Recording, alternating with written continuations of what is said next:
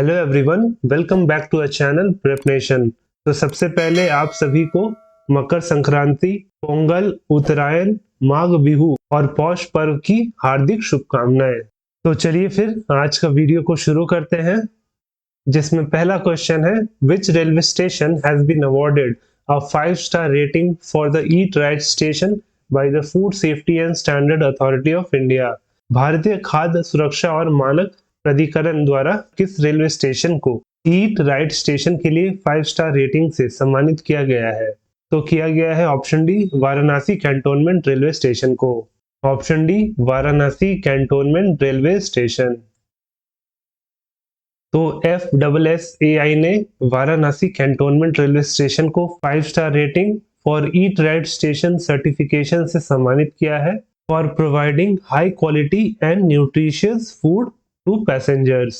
और वहीं अगर FSSAI के फैक्ट्स के बारे में बात करें तो ये फॉर्म हुआ था 5 सितंबर 2008 में, और वहीं इसका हेडक्वार्टर है नई दिल्ली में। तो इसके करंट चेयरपर्सन है राजेश भूषण जी। तो वहीं इसके करंट CEO है जी कमला वर्धन राव।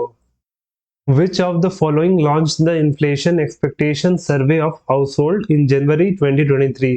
निम्नलिखित में से किसने जनवरी 2023 में परिवारों के मुद्रास्फीति प्रत्याशा सर्वेक्षण का शुभारंभ किया? तो वो किया ऑप्शन ए, नीति आयोग ने। Option A, NITI Aayog.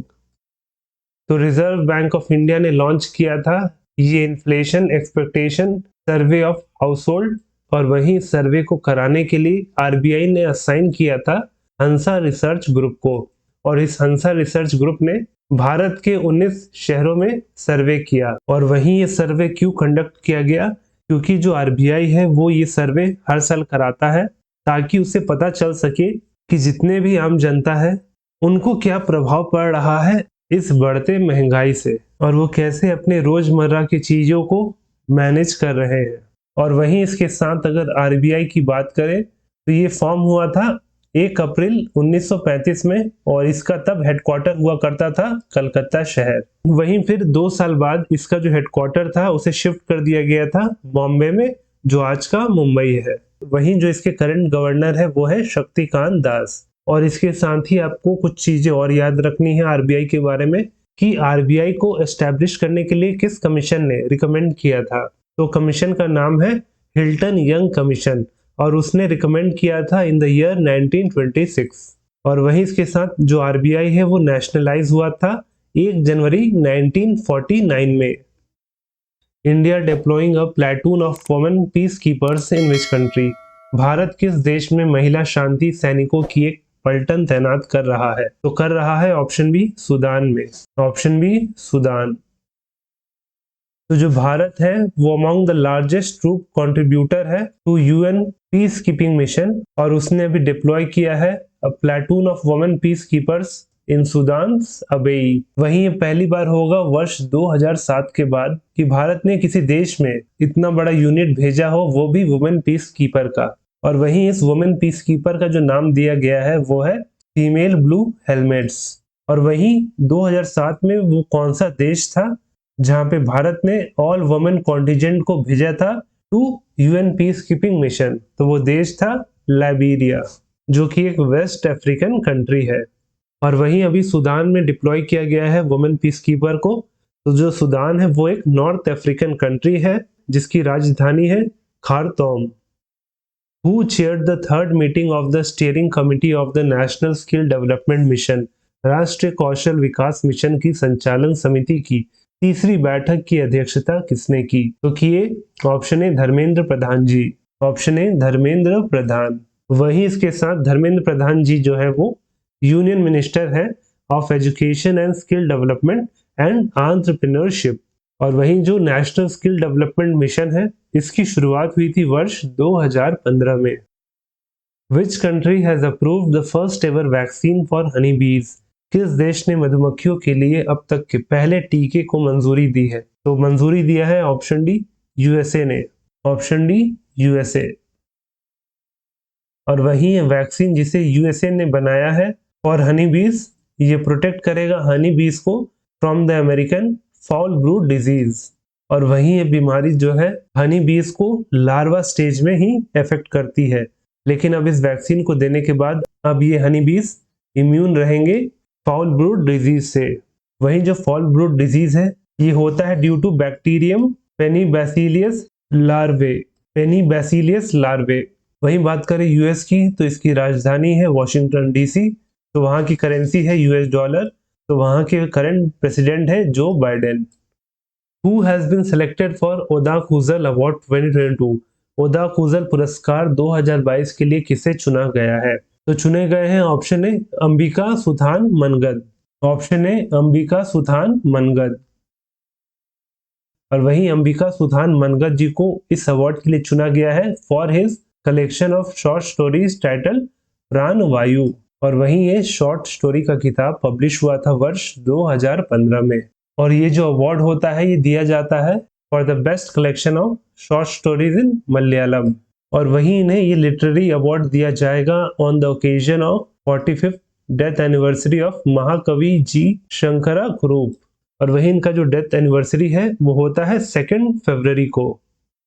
Which company has partnered with General Atomics Aeronautical System Incorporation to manufacture aerostructure in India?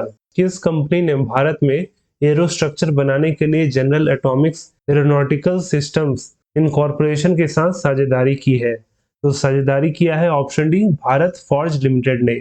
Option D Bharat Forge limited.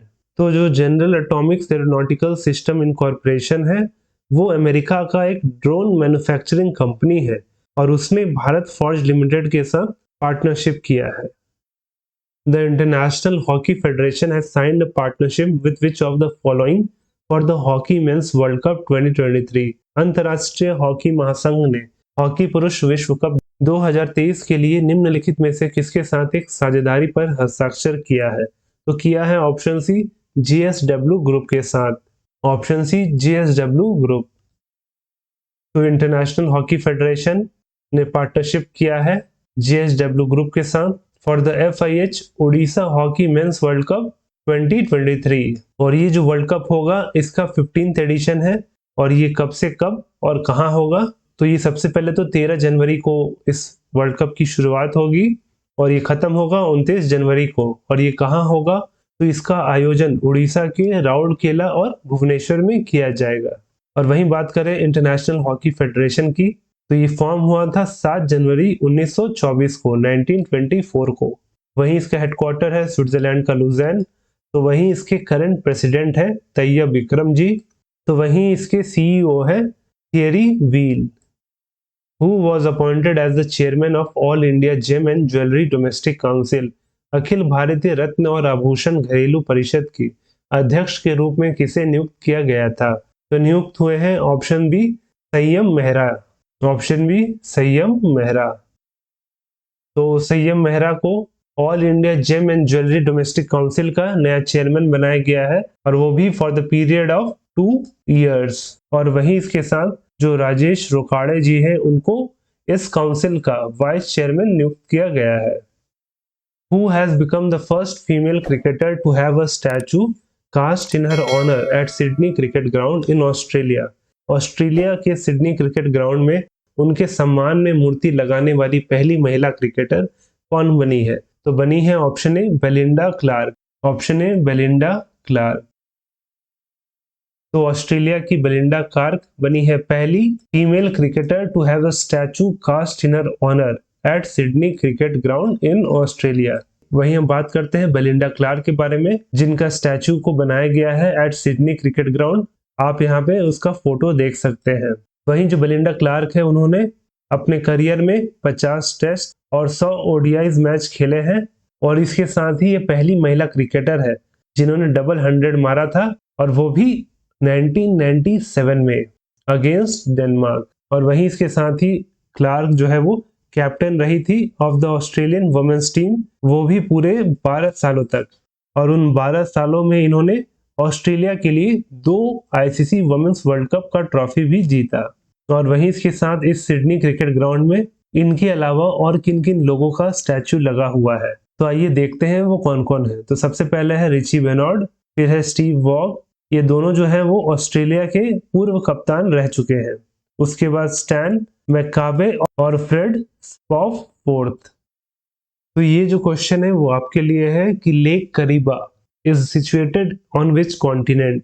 करीबा झील किस महाद्वीप पर स्थित है। तो इसका सही आंसर आपको नीचे कमेंट करके बताना है। और हमेशा की तरह हमारा इस लेक्चर का पीडीएफ आपको हमारे टेलीग्राम चैनल प्रेपरेशन में मिल जाएगा, जिसका लिंक नीचे डिस्क्रिप्शन में दिया गया है। और वहीं अगर वीडियो अच्छा लगा हो तो वीडियो को लाइक जरूर करें, और अगर आप चैनल पर नए हो तो चैनल को सब्सक्राइब करना ना भूलें।